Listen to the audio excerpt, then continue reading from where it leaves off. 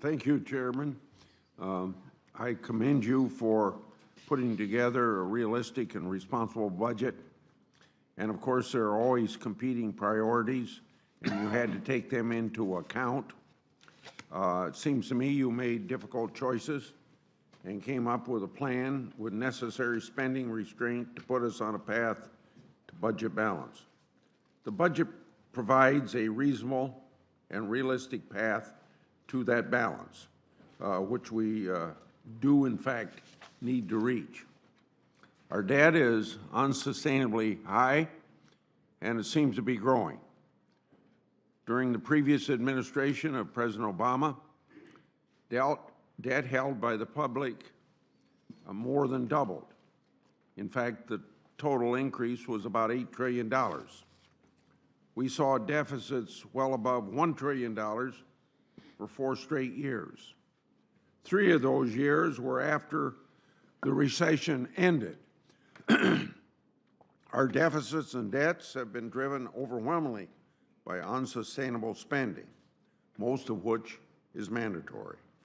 As I've said before, and as the CBO has warned for quite some time now, federal spending is on an unsustainable course. And with all due respect to my colleagues of the other political party, there isn't enough revenue available from taxing the so-called rich to fund our existing spending promises, let alone to fund an expansion of those promises and new promises.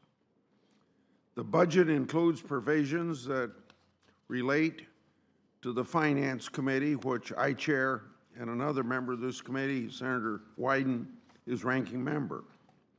The budget includes an instruction for $50 billion of deficit reduction for 5 years. The Finance Committee has wide-ranging jurisdiction and covers programs amounting to trillions of dollars of federal receipts and outlays.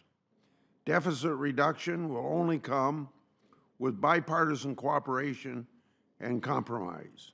That's pretty much a rule that every member of the Senate understands. And the Finance Committee is already underway with bipartisan efforts to try to bring federal health spending down by tackling high and confusing drug prices, all an effort to help the consumers of America. The budget also includes several reserve funds for various purposes. One is the promotion of economic growth and prosperity for American workers. One way to promote growth and continue to help workers is, as the budget recognizes, extending parts of the tax reform that applies to individual income taxation. In tax reform, we cut tax rates and made the individual taxes even more progressive. And I'd love to show somebody the charts that prove that. We reduced the tax burden on lower and middle income taxpayers and by small businesses.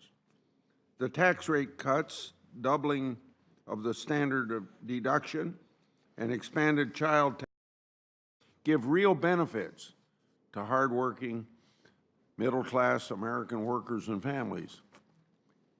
Make no mistake, tax reform is fueling the economy, along with the President's efforts towards writing less regulations. I'd be remiss, in light of the recent catastrophic flooding that hit Iowa and our neighbors in Nebraska and Missouri, not to highlight for my colleagues 2 amendments that I want to move forward on.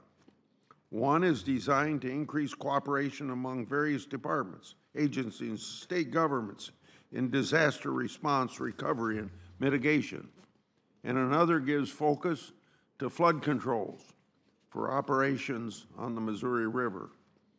Disasters are always difficult, and almost every senator has to deal with them sometime during times in office, and sometimes many times. Disaster response can use improvements. Once again, Chairman Enzi, I commend you for your hard work to put together a responsible and reasonable budget to put the country on the proper path to fiscal responsibility.